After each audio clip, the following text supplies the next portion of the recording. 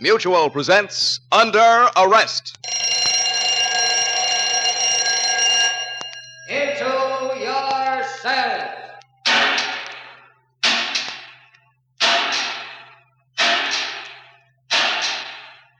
Criminals behind bars. Under Arrest. The story of Police Captain Jim Scott's fight against crime.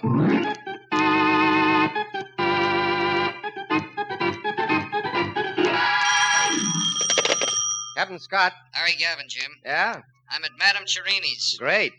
Aren't you supposed to be on duty? I am. I'm sitting up with a corpse. Has the corpse got a name? Sure has. Jerome K. Wade. Not the gun manufacturer. That's right. The fellow who used to be partners with Sam Carver? On the button. He's been shot. Who did it? Sam Carver. Oh, you're crazy. Sam Carver's been dead for 4 years. Yeah, I know. Now, look, Gavin. From what you tell me, an important man's been murdered. I don't like to joke about such things. I'm not kidding. Madame Cherini's a medium. She swears Sam Carver did it. A medium? Yeah, one of those people who bring back the dead. Looks like she brought back Sam Carver. Cute, huh? I didn't think it was cute. The Sam Carver case had been looked upon as a suicide. Carver was partners with Wade in the gun factory, and it was his job to inspect the guns before shipment. He passed a defective bunch, and they were shipped to the Army. Some of the boys at Okinawa got a rough deal when the guns didn't function as called for, and the incident created quite a scandal. Carver wrote a full confession, then blew his brains out in the library of his home. Only one thing didn't jibe. We never could locate the gun. Madame Cherini's place was located over the Red Parrot Bar and Grill. You had to pass through the bar to reach the back steps. Hey, where do you think you're going? Get my fortune told. I have a date with Madame Cherini. Ah, wise guy, huh? Well, if I were... Oh, excuse me. Didn't know you wore a badge. That's okay. Which way is it? Turn right through the door there, and it's one flight up at the head of the stairs. Thanks.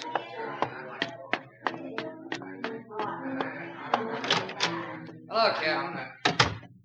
Oh, Larry. Where is it? Right here. That third eye in the middle of his head is a bullet hole. Thanks. You find a gun to go with it? No, Jim, and I've been all over the room. No gun? That's right. Just like it was with his partner, Sam Carver. This is Madame Cherini. No. This is a terrible thing to happen, Captain. I've been practicing for 30 years, and I never had any trouble before. There's always a first time. Oh, believe me, Captain, I run a respectable place. Such a thing has never happened to me. Nothing happened to you. Not yet. It happened to Wade. Were you here when he was shot? Yes and no. Yes and no. I was in my trance. Mr. Wade wanted to communicate with the spirit of his dead partner. We held a seance. I remember nothing. I just reached through to my control. Control? The spirit who makes my contacts for me, Kathy. Communication was established. The next thing I knew, I heard a shot. It penetrated the veil, and I came back to Earth once more. The room was pitch black except for a light behind me. I turned and saw him, just as plain as I see you now. It was Sam Carver, a gun in his hand. Oh, it was a beautiful materialization, beautiful. Yes, no doubt. What happened then? It vanished right into thin air. Of course, it couldn't stay once I was my conscious self. Of course. I turned on the light. The switch is right here under the table. Oh? Mr. Wade was exactly opposite me. He had a look on his face, a look that I'll never forget. His mouth was open as though he were about to say something. Then he toppled out of his chair, just as he is now. You were conducting a seance? Yes. You need more than 2 people for a seance. Who else was here? Mrs. Wade and Mrs. Carver. Where are they now? Mrs. Carver took Mrs. Wade home.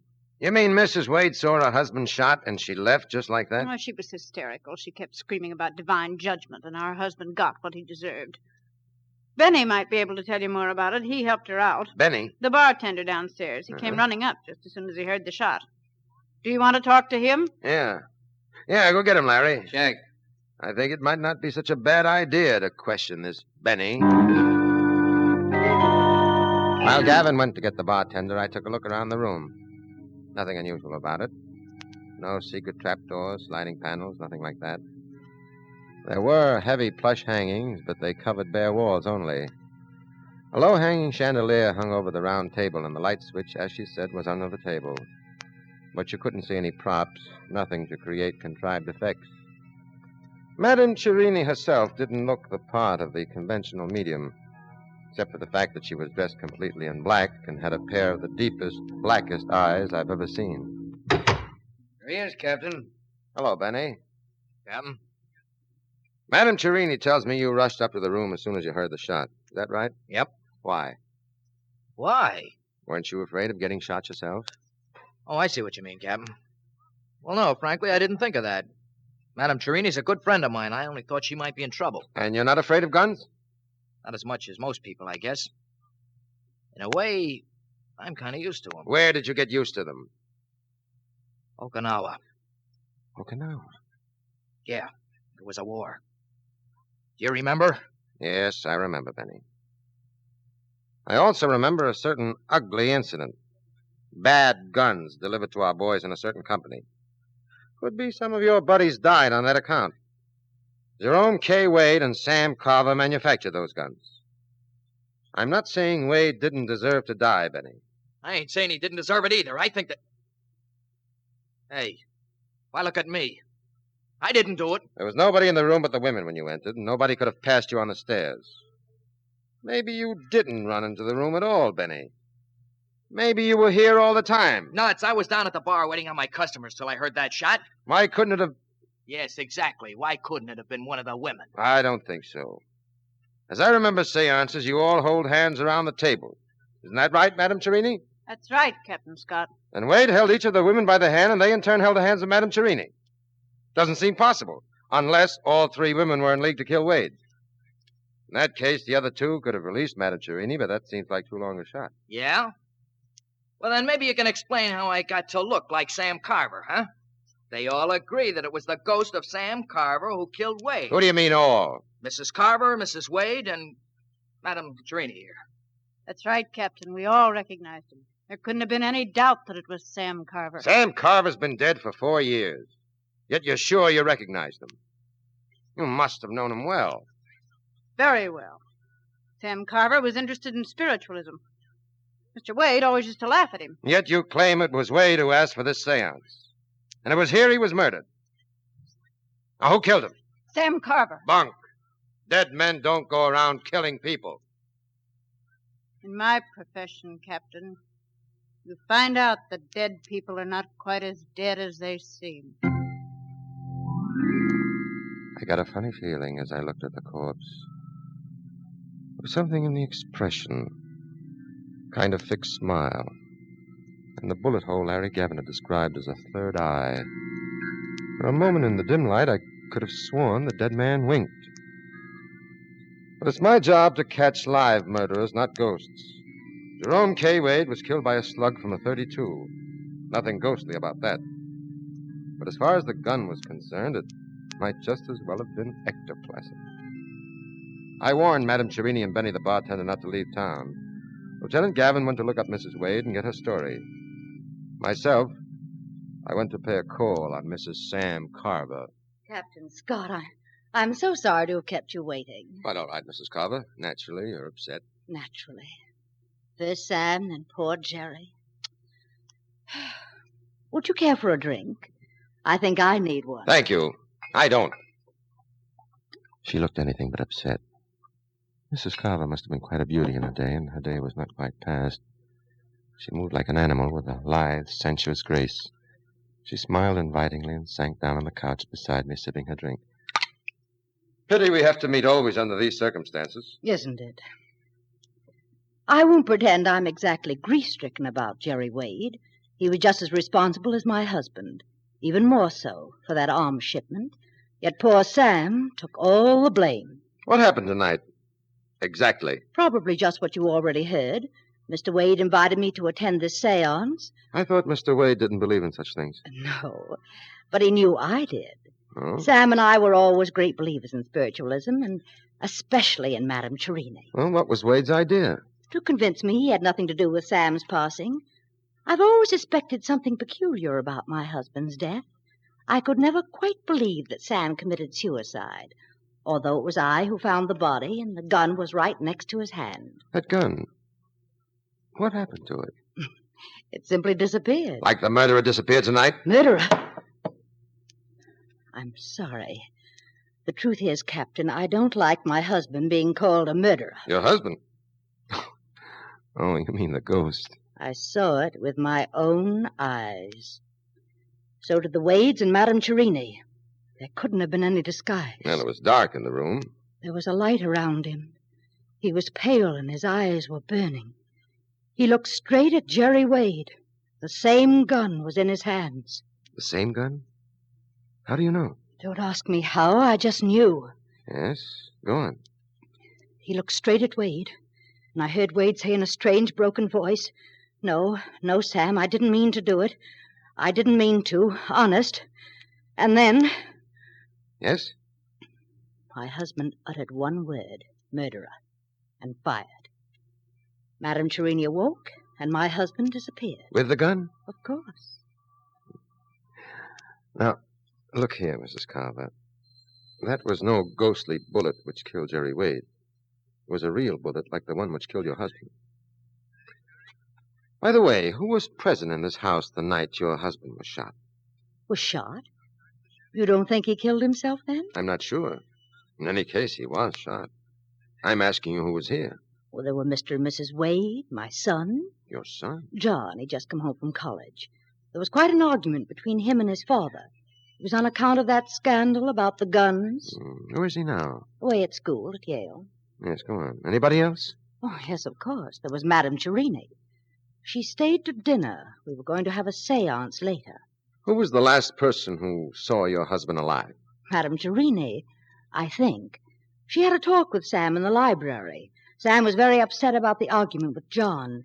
Madame Cherini was his advisor. You don't look like the mother of a grown son. Thank you, Captain. Are all policemen so gallant? I imagine they would be. With you. Thank you again. Are you sure you don't care for a drink? Quite sure. Too bad, Captain.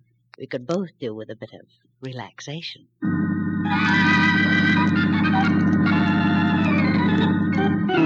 It was late when I got to my office next morning. Larry Gavin had seen Mrs. Wade, and her story checked with those of Madame Cherini, Benny, and Mrs. Carver in every particular, even to the exact words used by her husband and the ghost.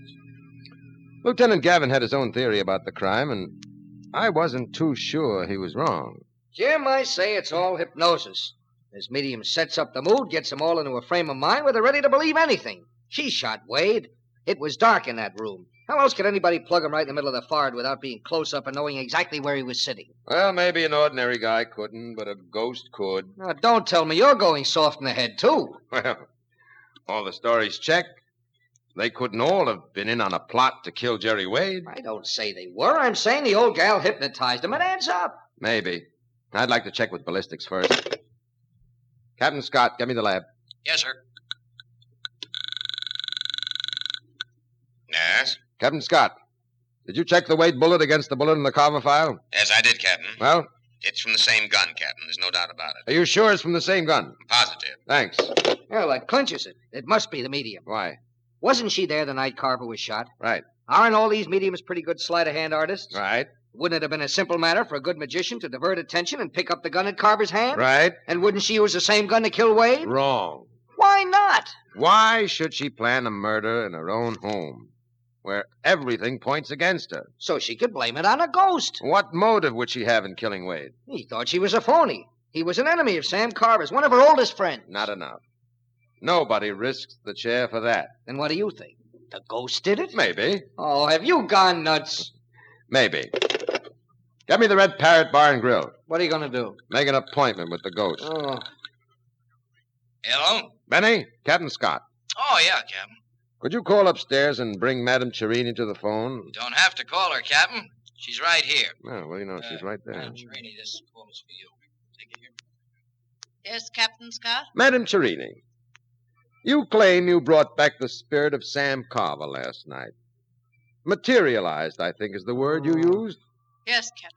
Then, could you materialize this spirit again for me? I don't think so.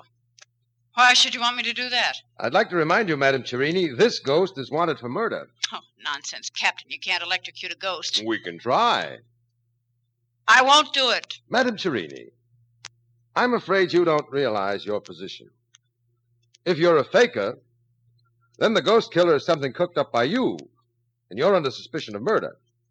If you're on the level, it's up to you to prove it by producing the ghost. Spirit materializations are not easy. I may not be successful. Well, that would be too bad for you. The atmosphere has to be propitious. What's wrong with the atmosphere? There's too many policemen. They're all over the place. Spirits are allergic to policemen. Well, send them away. I can't rely upon you for that. You've got my word. All right, then. When? Tonight. Tomorrow morning, rather. Say about 3 a.m. Why so late? I want the circumstances to be favorable. I don't want any noise from downstairs. At 3 a.m., the bar will be closed. Okay, you've got a deal. One more thing. What is it? We'll need at least 2 others, sympathetic spirits. I think I can get Mrs. Carver. Fine. How about Mrs. Wade? Oh, I'm afraid she's too upset. I have it. We'll use Benny. The bartender? Is he sympathetic with spirits? You ought to be. Dishes enough of them out. Shut up. What is that? I'm sorry, Madam Cherini. I wasn't talking to you. Okay, it's a date, 3 a.m. Another thing. You must purify your mind. Oh? Well, how do I do that? Go into seclusion. Seclusion. Goodbye. Goodbye. Larry, who have you got trailing Madam Cherini? Hennessy. Where is he now? Across the street in a cigar store at Maple and Clark. Phone him. Tell him not to lose sight of Madam Cherini for a minute. It's urgent. Okay. Where are you going? Into seclusion. You heard what Madam Cherini said. Where can I reach you? My room. Phone me if it's important.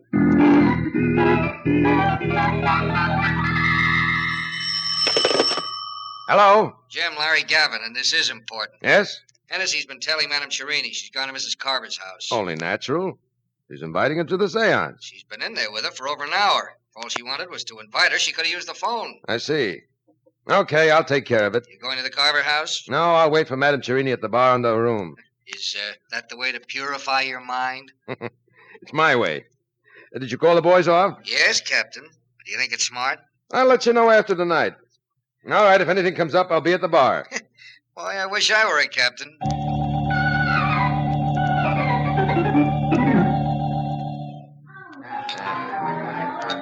Oh, good evening, Captain.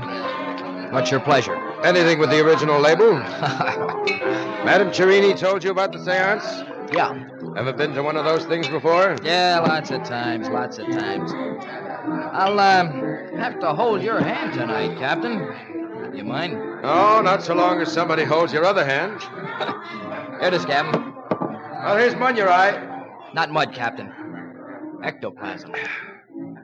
Captain Scott, I didn't expect to find you here. Just checking up, Madam Cherini, making sure everything's all right for the seance. But, shouldn't you be resting yourself? Well, even mediums can use a little fresh air. That all you went out for? Fresh air? And ask Mrs. Carver to attend. Will she? Yes. Fine. This is hardly the atmosphere for you before a seance. You should be alone with your thoughts. I was just going, but just one question. Mrs. Carver told me you spoke to her husband shortly before his death. Yes? Did he sound to you like a man who was going to commit suicide? No. Yet he left a suicide note. Not a suicide note, Captain Scott. A confession. There's a difference. Suppose it weren't suicide. Have you any theory about what might have happened? Well, this is only a supposition, mind you, but in the light of recent events... Like the ghost of Sam Carver returning to shoot Jerry Wade? Exactly. There was a big argument at the Carver house the night he was killed. His son, John, wanted both Wade and Carver to confess and take the consequences. Shortly afterward, both men retired to the library. And what happened? Well, I wasn't there. I can only suppose. Yes? Wade could have pretended to be convinced that it was best for them both to write full confessions. Then what? Once the confessions were written, Wade could have shot him and placed the gun near his hand. Then all Wade would have to do was sneak out through a side exit, taking his own confession with him and leaving Carver's. It would look to everyone as though Sam Carver had taken his own life in remorse. And what could have happened to the gun? Oh, Wade would have been afraid of his prints on the gun. He could have pocketed it later while no one was looking. Or someone else could have picked it up. Yourself, for instance. What do you mean? Skip it. Did you tell Wade about your theory? I did make certain suggestions. Enough to convince the unbelieving Wade to attend a seance? Now, this is only a theory, mind you, Madam Cherini, but I'm going to be as generous with you as you are with me. Suppose you were the one who lifted the gun. Suppose you weren't an authentic medium, and suppose you wanted to frighten Wade into a confession of guilt. A confession only you would be able to force. Why should I want to do that? It's an ugly word, Madam Cherini. Blackmail. Well, there's an uglier word, Captain Scott. Murder. If such was my intention, why should I kill the goose that lays the golden eggs? Well, it's only a theory, Madam Cherini. I was only supposing you were a fake. You are an authentic medium, aren't you? Of course, Captain. But you'll find that out tonight, won't you? I hope to find out a lot of things tonight. It was uncanny. I now understood the purpose of the curtains on the walls and the dark dress worn by the medium was to absorb even the faintest suggestion of light. Try as I would, my eyes could not penetrate the darkness. I sat directly opposite Madame Cherini. Mrs. Carver held my left hand, and I could feel her knee brush mine under the table. Benny held my right hand. The medium held theirs. The circle made a chain of communication that was almost electrical. Through the hands of those next to me, I could feel the medium stiffen as she went into a trance. She began to moan, and then called upon her control, the spirit who was a guide in the other world. Oh. Kathy. Kathy. Are you there? Kathy. Kathy, answer me. 2 raps if you can come through. 3 if there is interference. Do you hear me?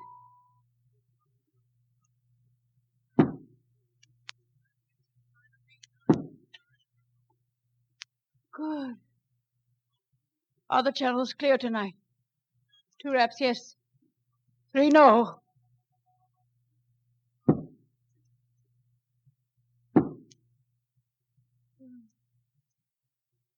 I will speak no more. Mrs. Carver will ask you questions, and you will answer her through me. Is that clear?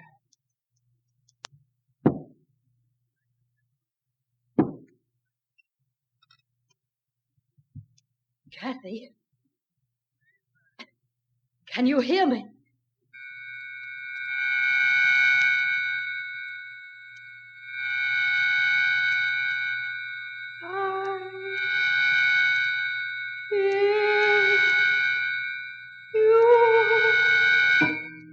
Is the spirit of my husband with you?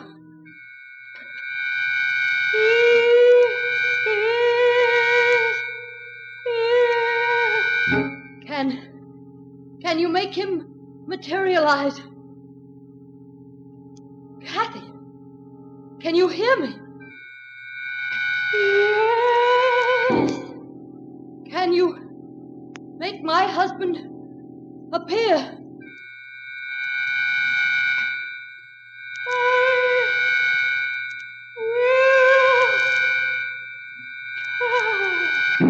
Mrs. Carver's hand gripped mine tightly, and I felt the bartender's hand stiffen. I strained my ears, anxious to catch the slightest sound. I thought I heard the creaking of the hall door, but it might have been the wind. We sat tense, holding our breaths. Kathy!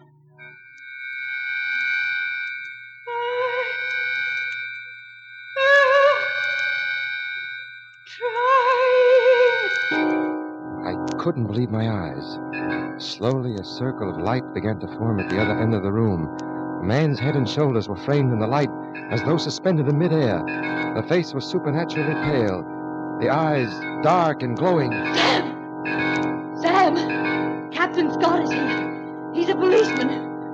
Show him what you did last night. From nowhere, a hand appeared, a hand with a gun. The figure uttered one word. Murder. I heard a click. I crashed to the floor, sweeping Mrs. Carver down with me. There was a flash, and the shot reverberated through the room like a thunderbolt. Under cover of the darkness, I lunged toward the figure with the gun. He seemed to be running toward the fire escape window. There was a crash as the window broke. I pulled my gun and started after him. Too late, I realized I'd been tricked. The so-called Spectre had thrown something through the window, probably the gun, and then made for the hall door leading to the stairs. I heard him go running down the stairs. Madame Cherini! Madame Cherini! Put on the lights! What is it? What's happened? Put on the lights. The switch. Under the table. Mrs. Carver found the switch. For a moment, I could not get used to the glare. When I was able to focus my eyes, I saw Madame Cherini on the floor. She's dead. The hole was in back of the head this time. Ghost or no ghost, our murderer was a dead shot. And then I noticed Benny was gone. Down the stairs. I was about to follow when I heard a noise in the hall. Somebody was coming up. Okay, Chief. Here's your ghost. John. Oh, John. No doubt about it. The ghost was John Carver, Mrs. Carver's son. It explained the resemblance to Sam. The resemblance had fooled Mrs. Wade and trapped her husband into blurting out a confession. John Carver was dressed all in black. The inside of his black topcoat was smeared with phosphorescent paint from the waist up. In the darkness of the room, all he had to do was to open his coat slightly to get the ghostly glow we had all seen. Nabbed him as he came charging outside. He almost got away in the dark. It's a good thing his coat was open. Good thing you disobeyed my orders and was here to catch him. Well, what have you got to say for yourself, John? It wasn't his fault. He didn't know what he was doing. No, it's all right, Mother. Yes. I killed Wade. He deserved to die. And the medium? Madame Cherini started the whole thing. She knew I never believed my father committed suicide. She came to me with a plan for trapping Wade into a confession. Got me to play the ghost. It was Madame Cherini who gave you the gun? Yes, she had smeared it with some of that shiny paint to scare Wade. That was my idea, too, at first. But when I heard Wade admitting his guilt, practically confessing he murdered my father, something snapped inside of me. I pulled the trigger. I'm a good shot. We know that much. I hid behind the curtain. When Benny took Mother and Mrs. Wade down, I stole after them. The bar was crowded. All eyes were on Mrs. Wade, who was hysterical. As they left through the front door, I slipped in, mixed with the crowd, and made my getaway. Why did you kill Madame Cherini? She came to the house. She was furious because I'd shot Wade. Said something about killing the goose who laid the golden eggs. It was evidently her intention to blackmail him. Wade was dead, so she chose to blackmail me instead. Through Mother. John, why did you? My mother had nothing to do with all this. I couldn't stand by and see that woman tortured. I know. And I'm not saying I don't understand, son. But no man is big enough to take the law into his own hands. Ready to go, Larry? All set, Jim. Take your prisoner.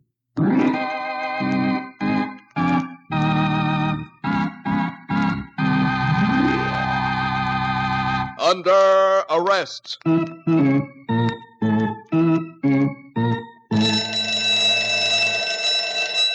Into your cells.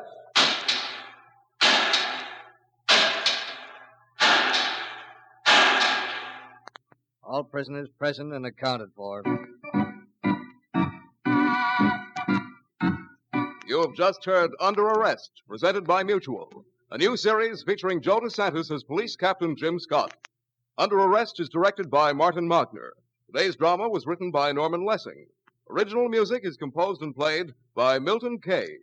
Madame Cherini was played by Virginia Payne, Mrs. Carver by Linda Watkins, John Carver by Leon Janney, Lieutenant Gavin by Carl Eastman, and Benny by Annie Donnelly. All names of persons used in Under Arrest are fictitious. Any resemblance to names of actual persons, living or dead, is coincidental. Broadcast engineer, Cy Paget. Sound effects, Ronnie Harper and Walt Shaver. The announcer is Jack Curtis. This program came from New York. Straight Arrow, the thrilling story of an Indian's adventures on the Western Ranges, becomes a top Mutual feature tomorrow and every Monday evening. You can enjoy Straight Arrow, and then stay tuned for intriguing mystery with the famous Sherlock Holmes, another Monday night highlight on the world's largest network. This is the Mutual Broadcasting System.